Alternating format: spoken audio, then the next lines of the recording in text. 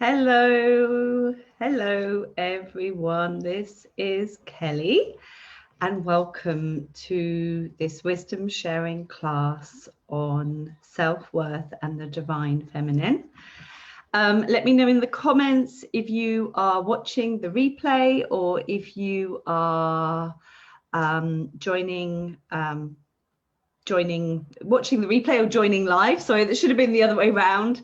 Let me know if you're here. I'm just going to share this to the group. Hello, everyone. Yes, sorry, I'm just trying to share it to the group. So I'm going to share it to my group now, and then we shall get started.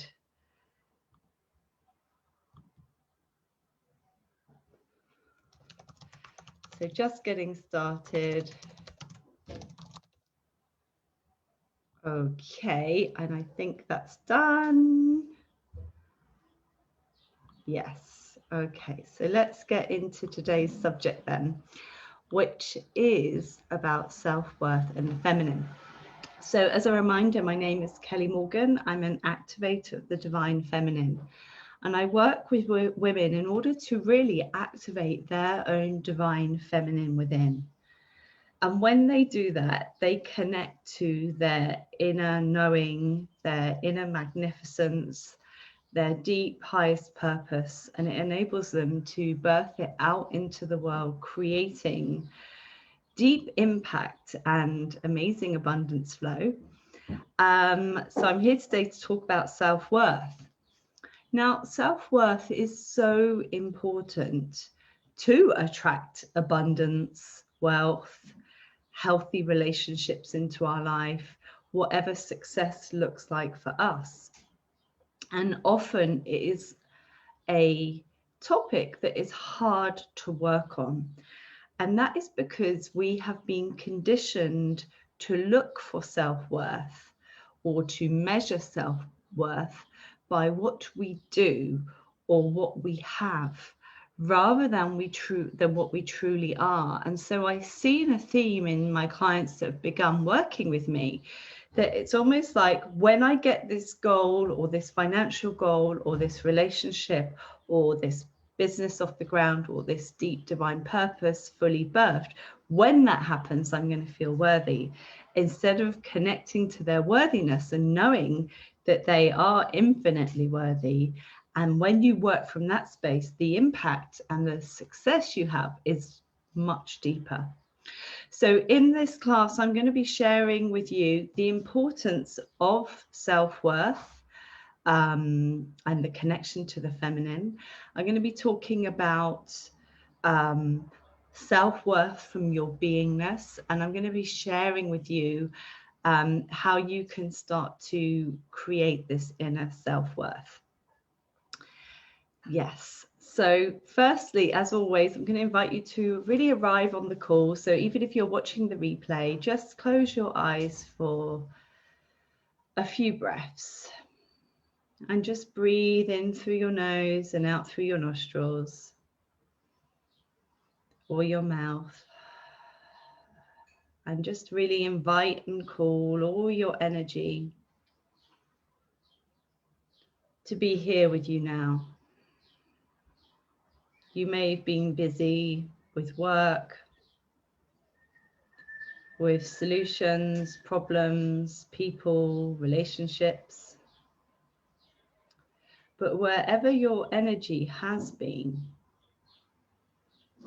you can literally just call it into your body now, home where it belongs, for embodied presence. And just really call and gather all of your energy into your body, into this present moment, gifting this time for you.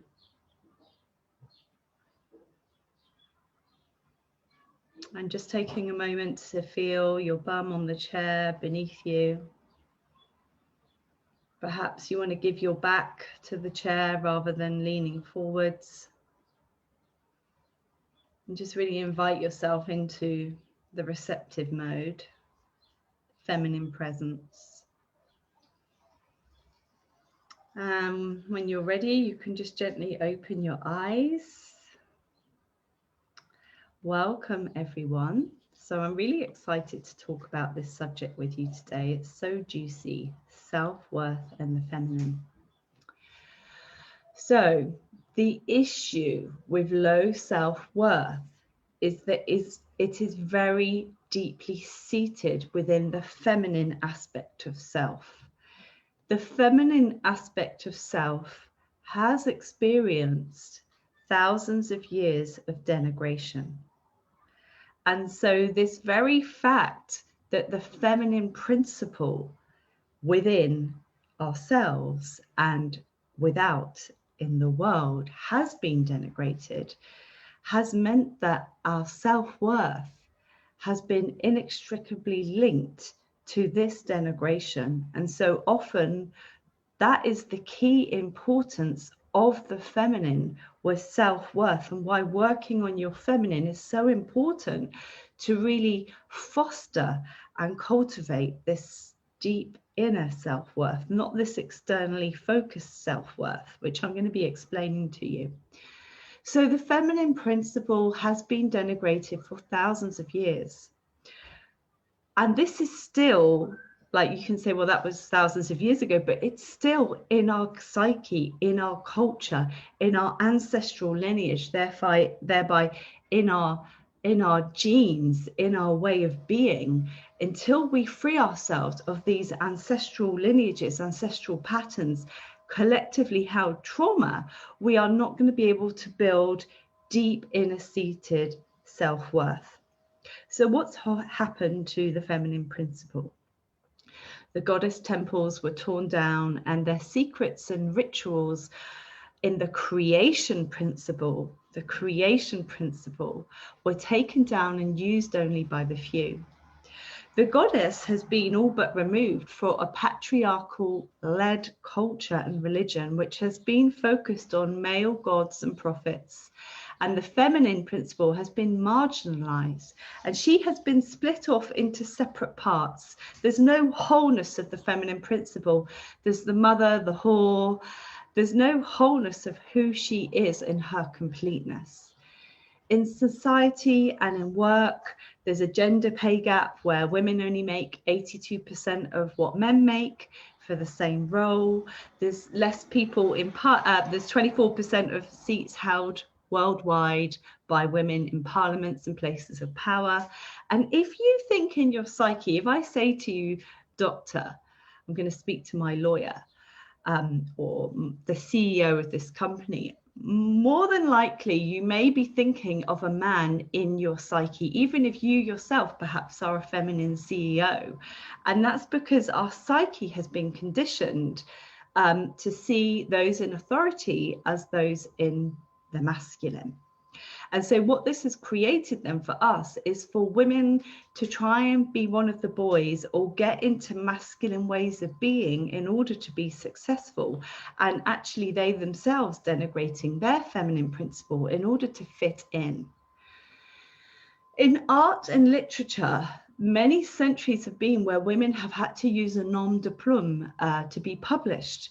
There's been a real still an underrepresentation in film and popular arts. And a few years ago, I've shared this with you before, but you may, this may stick with you. I did a private tour of the Louvre with a group of women, and we wanted to see women artists in the Louvre. Out of 800 pieces of art, there were only 27 from women artists. Now, this is no one's fault. This isn't about blaming, but this is showing the representation there. And you can say, yeah, but Kelly, it's all in the past. And I'll say, yes, but it's in our psyche and it's in our culture. And it's insidious because our entire mental and social constructs are built around a patriarchal system. So it's difficult to see or even pinpoint it yet. And I love this quote that I read in a book. It was about Inanna and a female way of initiation. And this book worded it perfectly. And it said, woman has become the daughter of patriarchy. Woman has become the daughter of patriarchy. So even if we're closing the pay gap, we're becoming in positions of power, we are being heard and recognized, which are all true, it's still within the same framework. So it's not a true liberation. A true liberation would be honoring the feminine principle and what she brings. And if you're new to me or you want a reminder, those divine feminine principles that she brings is that she is connected to all that is. Whereas the masculine is focused, the feminine is connected to all that is. She's the part of you that feels everything and everyone. She represents the unmanifest potential, the unmanifest. So whereas the masculine, as it focuses, brings things into manifestation, the feminine is the unmanifest. So therefore, she takes care of the big picture, the collective, the planet. And her main characters, ways of embodiment are by being and receiving. All principles which are pretty much overruled by the masculine principle. And I must urge you to watch some of my other videos if you want more detail on this, because I've already spoken about it. So when these principles are equally valued on a level to the masculine principles, which are great principles of focus, of doing, of achieving, of building, structuring and organizing, the feminine brings the why. Why are you structuring and organizing? For whom? Because she's bringing the unmanifest potential, the connection to all there is, the bigger picture. And if that is left to rule without that feminine principle, it's creating and achieving without that deep purpose, without that collective care. And so then our self-worth is deeply wounded by this daughters of patriarchy construct. And we're also gaslighted, because when we try and claim this out, we're overruled, because the existing framework is that the feminine then, if it's been a masculine-led culture of focus, of doing, of achieving, of empire building, then the feminine view of the world, the connection, the intuition, the being, is seen as lazy, is seen as whimsical, is seen as emotional, is seen as not normal, because the masculine view of the world is the norm. And so if you're a daughter of patriarchy, then you're not normal, you don't fit in, you're deviant, you're original sin. So all of these constructs then have meant that our self-worth has been degenerated when the feminine principle is. And so that's why it's so important to work on the feminine, on activating the feminine and liberating from within, so that you can start to foster and build that deep inner self-worth. We must really, therefore, honor the feminine within ourselves and really honor it, not conceptualizing it and saying, yes, well, I'm a CEO, or, you know, I've generated wealth, or I'm in a position of power. Yes, but living it. Are you creating that business, that wealth from the feminine principle? Are you doing it from there, or are you doing it from being in masculine mode and then switching into being to receive it? The Dalai Lama said that the world will be saved by the Western woman. And I really feel that the best way of saving the world is to really first honor this divine feminine within each of us. And in this honoring, then we start to awaken our deep inner feminine wisdom and truths and power that she brings, and step into these feminine leadership roles that actually this big change in the planet is calling for now. So that is one of the key reasons why the feminine principle is so connected to building self-worth. And you can try and build self-worth, but unless you're including the feminine, you're missing out on such a huge cause of low self-worth. Now, the second focus is really about how our self-worth is really tapped in and focused on the external. And so what this means is, if the main principle has been a patriarchal culture where the feminine isn't honored and the masculine is honored, that being, achieving, growing, doing, focus is more valued in society than being, than connecting to all that is, then intuitive wisdom is less than logic. If all of these things are, then what has happened is a distorted feminine principle has arisen, because the feminine has not been honored, she has lost her core essence of self. And we've lost the key teachings of the divine feminine mystery schools of building up your Shakti, your life force, and thereby remembering, reintegrating, reholding our innate self-worth and inner magnificence. And so then a distortion of the feminine has arisen where she is trying to gain her self-worth externally.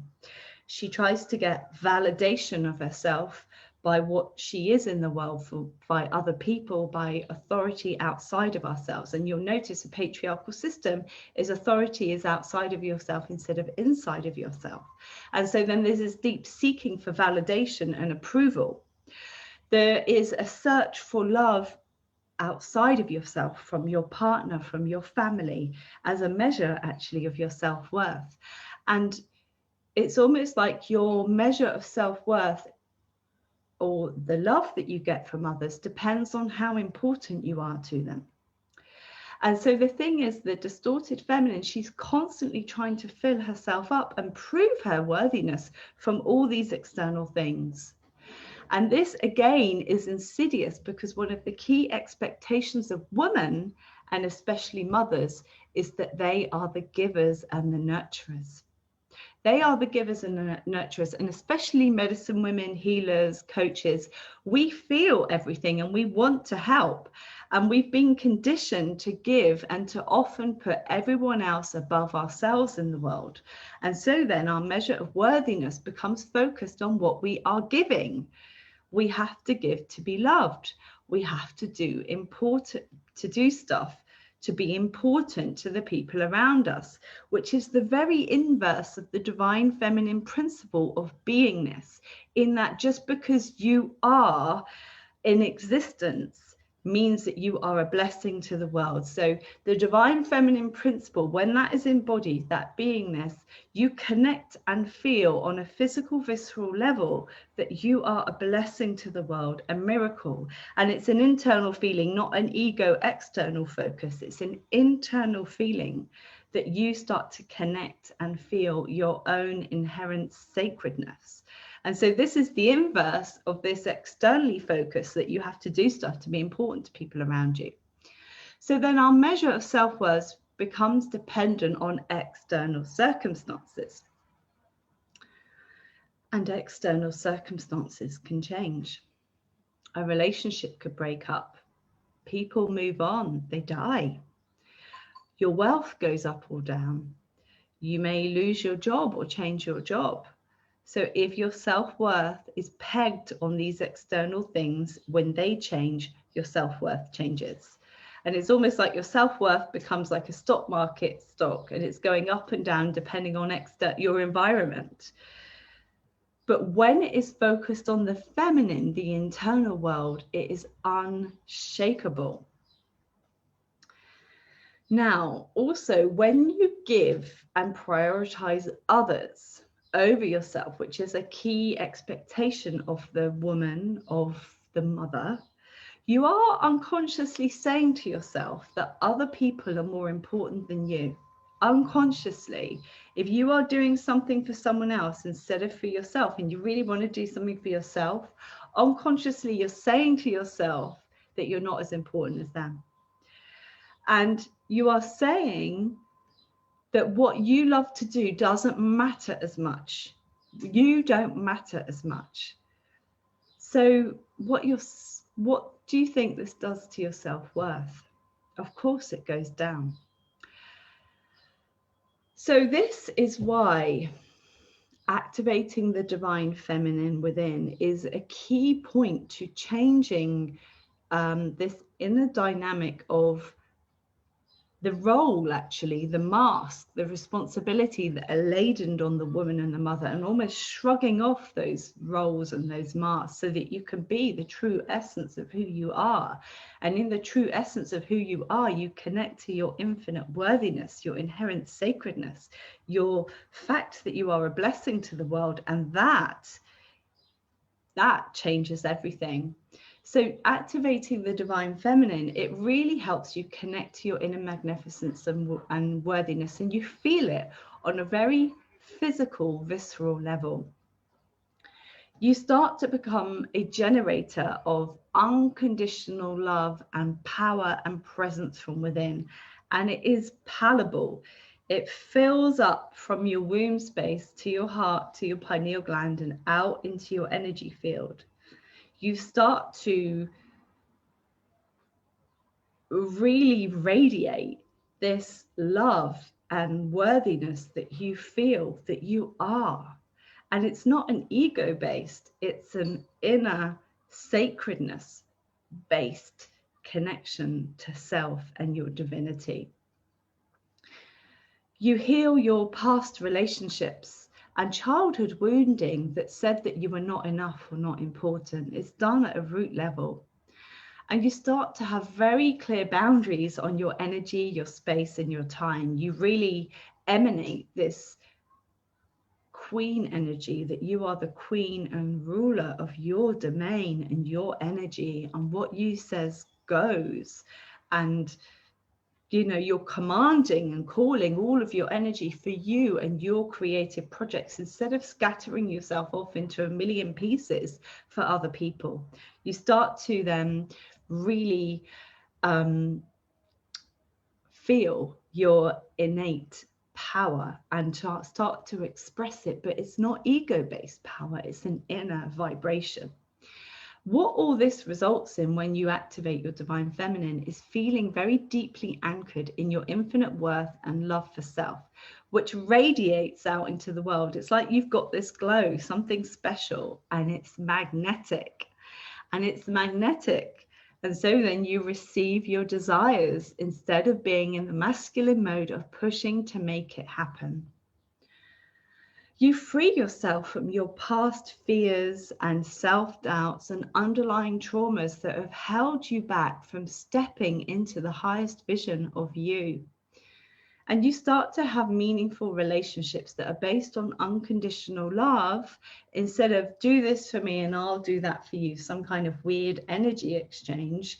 You don't feel this need to exchange energy with each other. You start to create a relationship based on unconditional love because you realize you don't need to give your energy to others and they don't need to give their energy to you. You're full of yourself actually in the most beautiful way. And isn't that interesting? Being full of yourself is seen as a put down. Like if I was to say to you, you're full of yourself, that would be a negative criticism almost. And actually it should be a really positive thing because it means that you're full of your divinity, your divine light, your power, your radiance. You're like, power is on, I'm here girl, I'm going, rather than, oh, I don't feel enough and I need to fill up from everyone else like some kind of energetic vampire. Also, your abundance flow takes off. So many of these underlying issues in abundance flow, not enough clients, not enough money, or maybe you do have wealth, but you seem to be spending it all as quickly as you earn it. Or maybe you're always breaking even on, your products or your services. And the underlying is because you don't really feel worth it. In order to be a real generator of wealth, and to be a holder of wealth, which is a real feminine principle, to be a holder of wealth, to be full, then you need to feel worthy of it. So this is all how the feminine is connected to self-worth. So if you feel like you would really love to reclaim your infinite worthiness, then speak to me about activating your divine feminine. I'm offering some assessment calls right now, which are perfect for you if you really want to deep dive into who you are as a woman and really activate this divine feminine principle. Some women book a call with me because they feel stuck in life, perhaps they're in a toxic relationship, or they need to make some major life decisions and they're not sure which way to go. Others book a call with me because they know that they're here for greatness. They feel like the divine feminine principle is the missing piece, and they really want to birth their divine work on the scale that they see in their vision, rather than this kind of lackluster comparison. So no matter which part resonates more with you, on the assessment call, we're going to assess where you are, what parts of your divine feminine essence are missing and what it feels like and what you can do about it. And then we will create a plan to get there. And if we're a good fit, we can work together or not. So if you feel called to that, reach out and DM me and we can set up a call. And that's it, my lovelies. Have a great Friday. Thank you so much for joining live or on the replay. Let me just make sure that there's no questions. Sometimes it takes me a while to see questions. And if I can't see them, I shall make sure I come and answer them afterwards. So I'm just having a quick check now to see if there's any questions. And if you're watching the replay, you put a question there. I will make sure I come and answer them. Okay, well, thank you so much for joining, and I shall speak to you later. Lots of love.